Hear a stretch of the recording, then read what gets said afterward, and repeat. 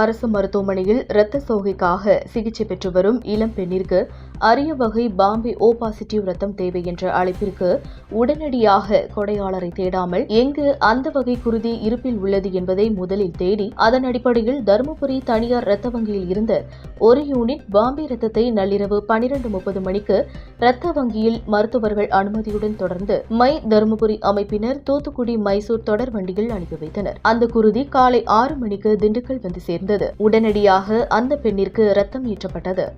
Bombay OH positive இரத்த வகை பற்றிய சில குறிப்புகள். OH பாசிட்டிவ் அல்லது பம்பாய் இரத்தக்குழு ஒரு அரிய இரத்த வகை. இந்த இரத்த பெனோடைப்பை முதலில் 1952இல் டாக்டர் OM பெண்டே பம்பாயில் கண்டுபிடித்தார். இது பெரும்பாலும் இந்திய துணைக்கண்டத்திலும் மற்றும் ஈரான் போன்ற மத்திய கிழக்கின் சில பகுதிகளிலும் காணப்படுகிறது. உலகெங்கிலும் ஒரு மனிதனுக்கு இரத்த OH வகை இருப்பது 4 மில்லியனில் 1, அதாவது 40 லட்சம் நபர்களில் ஒருவருக்கு மட்டுமே உள்ளது குறிப்பிடத்தக்கது. தெற்காசியாவில் இந்த வகை சார்ந்தவர்கள் சற்று அதிகமாக உள்ளார்கள்.